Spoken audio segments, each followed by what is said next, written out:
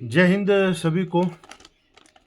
भाई प्लीज़ सबसे पहले तो एक रिक्वेस्ट है कि आप लोग वीडियो को पूरा देखें, क्योंकि आप वीडियो को पूरा देखेंगे तभी आप लोगों को पता चलेगा कि वीडियो में जो हम लोग बोल रहे हैं एक्चुअल में उसमें कितनी सच्चाई और कितना झूठ है। झूठ के ऊपर बात आ रही है तो इंटरनेट के ऊपर, यूट्यूब के ऊपर या कहीं पर भी आप चले जाइए, 8th पे कमीशन को लेकर के जो भ्रम फैलाए जा रहे हैं और जो आप लोगों को बरगलाया जा रहा है कि इतना मिलेगा उतना मिलेगा उतना मिलेगा करके, आज उन सब की हम पोल खोलेंगे। और पोल कैसे खोलेंगे?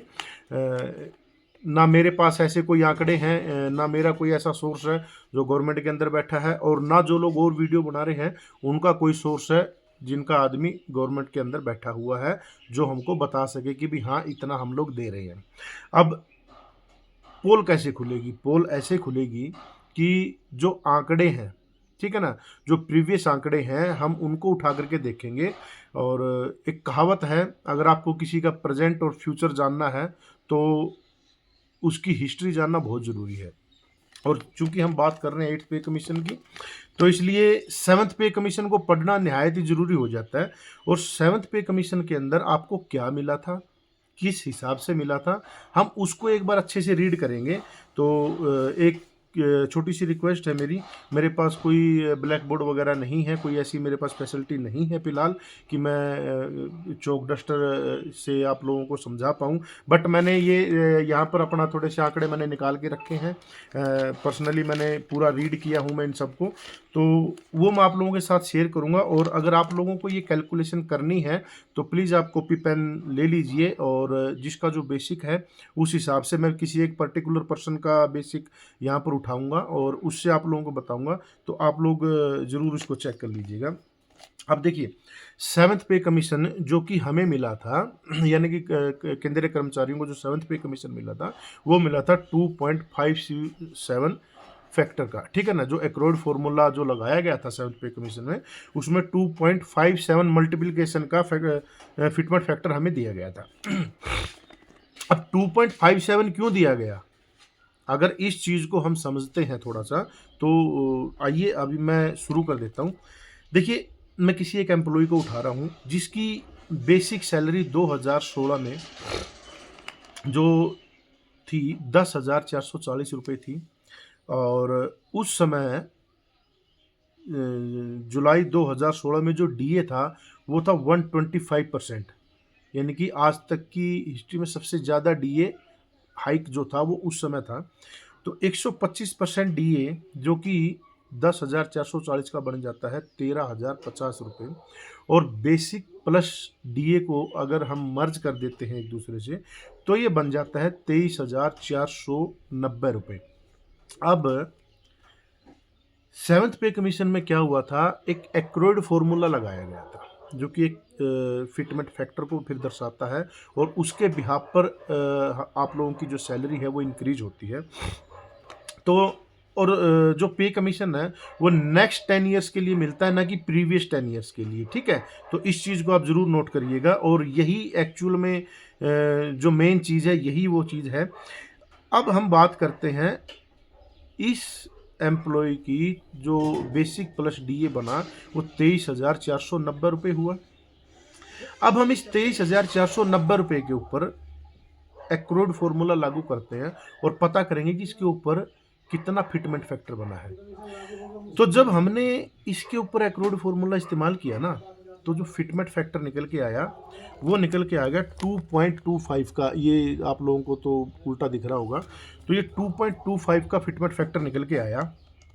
और अगर उसकी बेसिक यानी कि 10,440 को मल्टीप्लाई हम करते हैं 2.25 से, तो जो बेसिक उसकी निकल के आ रही थी वो निकल के आ रही थी 23,490 रुपये, ठीक है ना। 23,490 रुपये।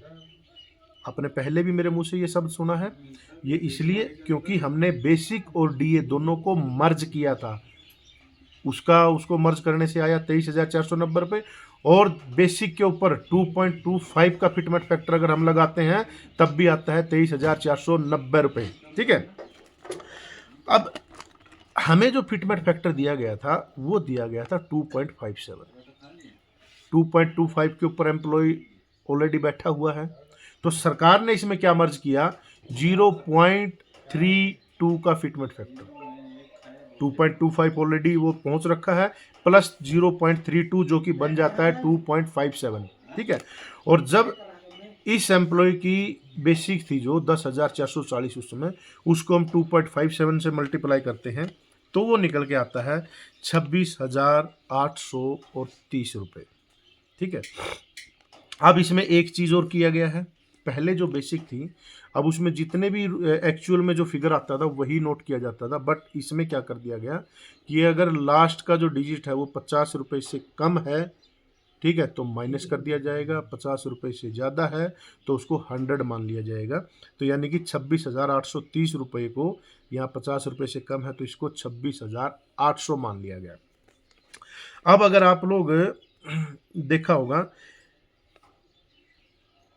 अगस्त महीने में पे कमीशन लगा था, 2016 वाला पे कमीशन है वो अगस्त महीने में लगा था। और ये जो कार्मिक है, इस कार्मिक का जो इंक्रीमेंट है, सालाना जो एक इंक्रीमेंट लगता है, इस कार्मिक को इंक्रीमेंट लग रहा था जुलाई महीने में, ठीक है।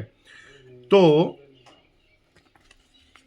अगस्त महीने में आने की वजह से जो जुलाई का इंक्रीमेंट है ये इसका ऑलरेडी लग चुका था, जिसकी वजह से 26,800 रुपये बनी है। अगर कोई किसी का जनवरी में लग रहा है तो वो बोलेगा कि भाई मेरा तो इतना बना है, और जुलाई वाले का अगर मान लीजिए जुलाई में मिलता या जून में मिलता तो उस कार्मिक का इतना बेसिक नहीं होना था, उसका थोड़ा सा कम होना था, उसका 2 महीने के बाद से डिजिट के ऊपर वो लोग आ जाता है। और यहाँ पर डीए कर दिया गया था 0, डीए 0, अगले 3 महीने के लिए डीए 0 रहा था। अगस्त, सितंबर और अक्टूबर, नवंबर में जाकर के आप लोगों को फर्स्ट डीए मिला था। अब ये तो हो गई 7th पे कमीशन की बात, ठीक है जी। अब हम बात कर रहे हैं 8th पे कमीशन की, तो हम 8th पे कमीशन के ऊपर आ जाते हैं और सेम फॉर्मूला सेम कर्मचारी के ऊपर हम अप्लाई करते हैं।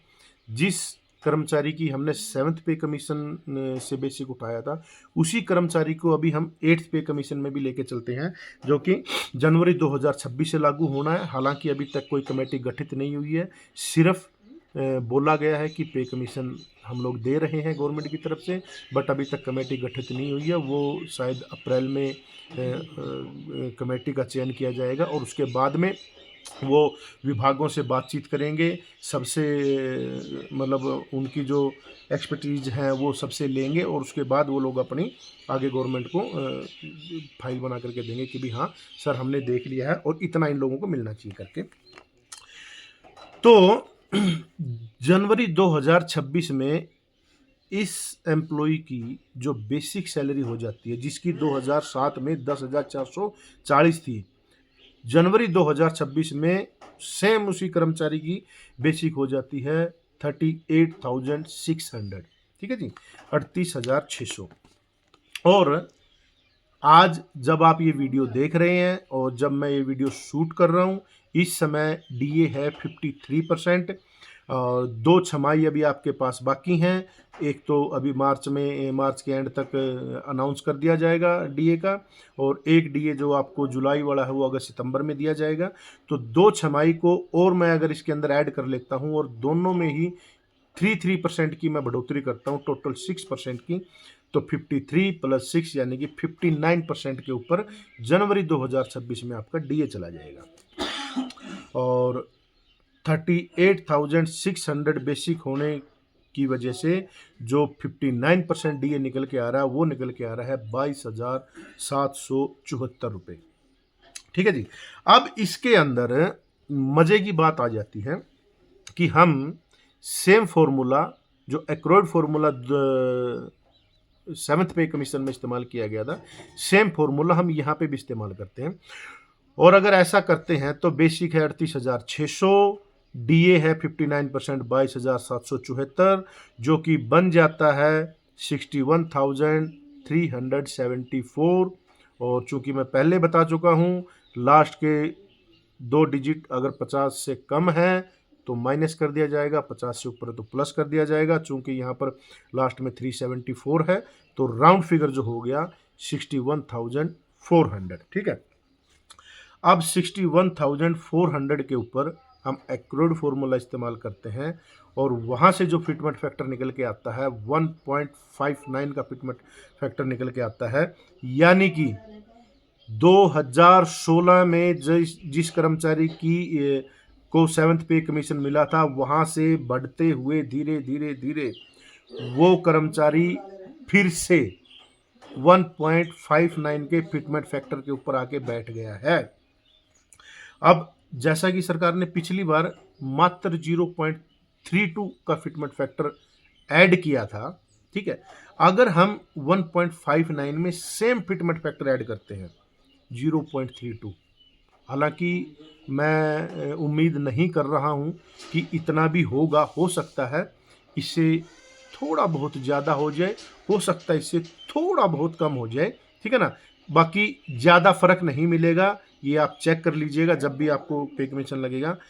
तो अगर 1.59 के फिटमेंट फैक्टर में सेम मैं 7th पे कमीशन वाला फिटमेंट फैक्टर ऐड करता हूँ 0.32, जो कि बन जाता है 1.91। अब इस एम्प्लॉय की बेसिक कितनी होगी वो हम चेक कर लेते हैं।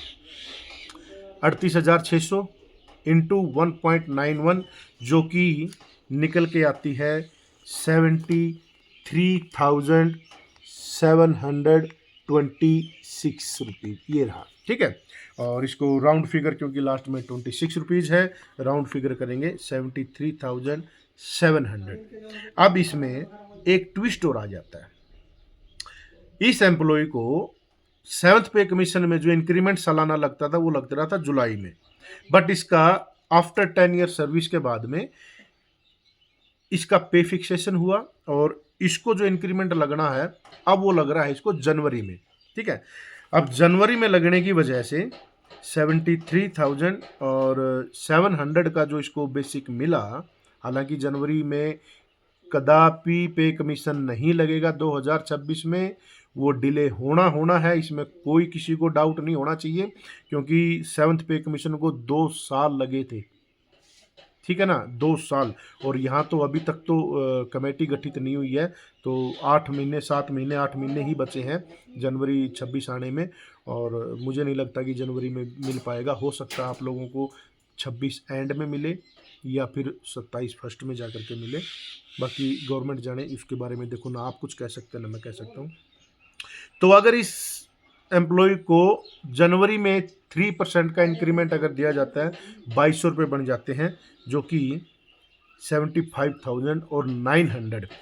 अब ये जो एम्प्लॉय की मैंने आप लोगों को पूरी जो गणित करके मैंने आपको बताया है, उम्मीद करता हूं कि आप लोगों को समझ में आया होगा, और आपकी जो भी बेसिक है, जितनी भी आपकी बेसिक है, जो फॉर्मूला मैंने आपको बताया है, आप उसके तहत इसको इस्तेमाल करके देखिए, आपको खुद अंदाज़ा हो जाएगा कि आपकी सैलरी कितनी हाइक होने वाली है। ठीक है, बाकी यूट्यूब के ऊपर और न्यूज़ के अंदर जितना भी जो चीज़ें आ रही हैं, प्लीज़ मैं रिक्वेस्ट करता हूँ आप सभी से, बिल्कुल किसी की बातों में आने की ज़रूरत नहीं है। और जो लोग वीडियो बनाने का मेन पर्पज़ ये था, क्योंकि देखने में आ रहा है कि बहुत सारे लोग इस चीज़ की खुशी में ना कि पे कमीशन आ रहा है, पे कमीशन आ रहा है, तो मैं भी लोन ले लेता हूँ और ये काम कर लेता हूँ, वो कर लेता हूँ। तो प्लीज़ दोस्तों ऐसा कुछ ना करें, क्योंकि जितनी बताई जा रही है उतनी सैलरी हाइक नहीं होगी, उतनी ही हाइक होगी जो अभी हम लोगों ने कैलकुलेट करी है। और प्लीज़ आप इस चीज़ को ज़रूर नोट करिएगा। और वीडियो अगर आप लोगों को अच्छा लगा हो तो प्लीज़ चैनल को लाइक कर दीजिएगा, वीडियो को लाइक कर दीजिएगा, चैनल को सब्सक्राइब कर दीजिएगा। और अगर कुछ भी आपकी इसमें कोई क्वेरी है या कुछ और आप लोगों को पूछना है तो आप मुझे कमेंट सेक्शन में बता दीजिएगा, मैं ज़रूर उसका रिप्लाई करूँगा। और दूसरी चीज़ ये है, ये वीडियो बिल्कुल अनकट वीडियो है, इसमें कोई कट नहीं लगा है, जस्ट स्टार्ट करके अब लास्ट में मैं इसको बंद करने जा रहा हूँ। तो प्लीज़ वीडियो को पूरा अगर आप लोगों ने देखा है तो उसके लिए बहुत बहुत थैंक यू, धन्यवाद। जय हिंद, जय भारत।